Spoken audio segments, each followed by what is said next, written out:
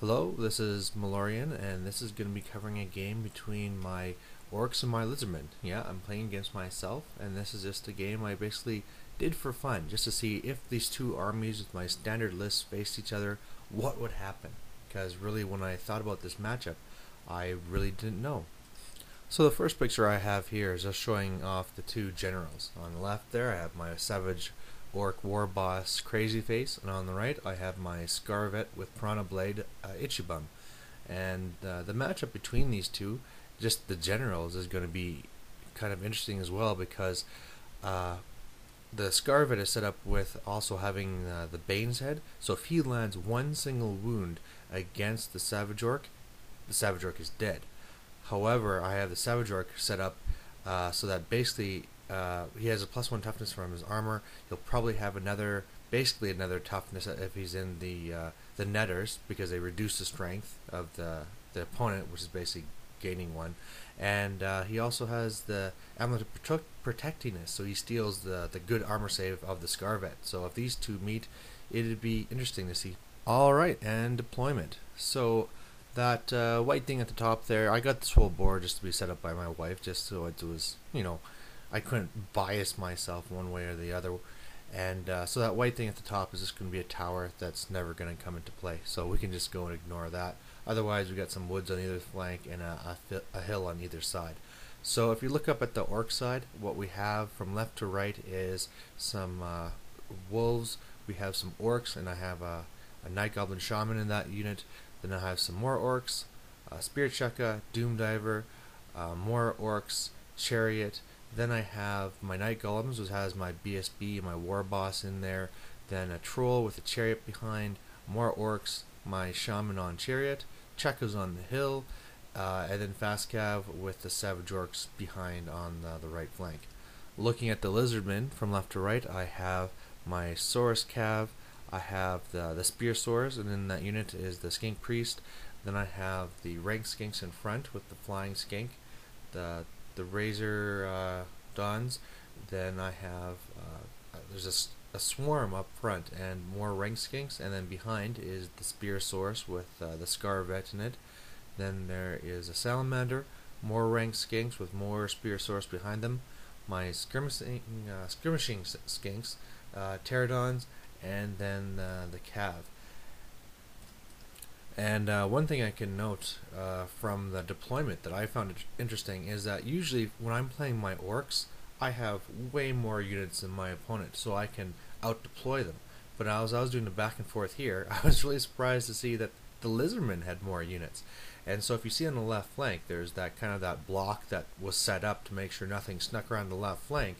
And so when I got to my Lizardman side, I eventually was able to kind of out-deploy myself and have those left calves so that they would be cutting inside instead of having to go around, making that one block kind of useless unless it can kind of catch up. Plus I have in those left woods the chameleon skinks in there, so they can be doing march blocking, and even they can be kind of keeping those fast cap back, because if they just try and rush through, they can jump out and shoot them, so they'll have to be careful when they come over. Next picture is just a close-up of the center line of the orcs and how I have to jam those. And then here's a picture of the Lizardman center line and how I have that unit up on the hill, because that's where it kind of has to be.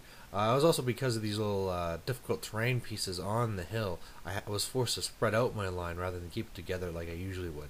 And you also see that flying skink there. It's going to be trying to jump out and get that Doom Diver if it can.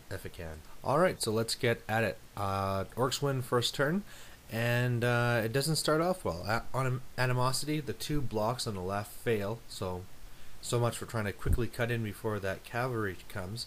The fast cav sneaks over. They're hiding behind that second block there.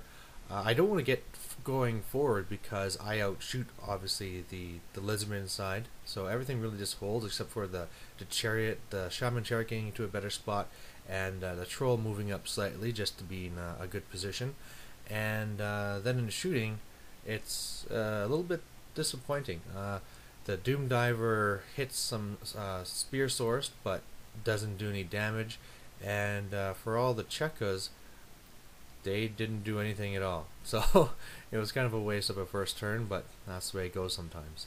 Okay, and now we're on Lizardmen turn 1. So stupidity is passed, the cavalry runs up, and basically the whole line's moving up as best they can. There's not very much I can do right now. I don't want to get charged by that shaman chariot, so I'm just having to be a little bit defensive. And the pterodons are moving into the woods. The idea here is that if that fast cav moves up to block the source cav, then I can just go and wipe them out with the pterodons. And the salamander shoots, but doesn't shoot too far, so really that's all that happens. All the chameleon skinks on the left, they move up to the edge and shoot at the orcs and kill a couple. And that's all that really happens. Alright, orcs turn 2, and we have more animosity problems. The fast cab on the right failed, meaning that they can't move and block that source cab, and the savage orcs behind them are trapped. So with that, what happened is I decided to try and take a gamble just because I needed to do something, and I charged them with that shaman chariot, and as you can see from the picture, did not work out whatsoever. He pretty much fluffed his all of his hits. What did get through got saved, and then he just got slaughtered from all those attacks, and now those source cav are right up there. Otherwise, my troll ran up just to kind of slow down his entire line, because that one rank skinks he blocks is going to be blocking everything from just kind of moving up easily, and then of course he march blocks. The fast cav is moving up on the left side to block line of sight of that flying skink to the doom diver, and also kind of slowing down his the cavalry as well.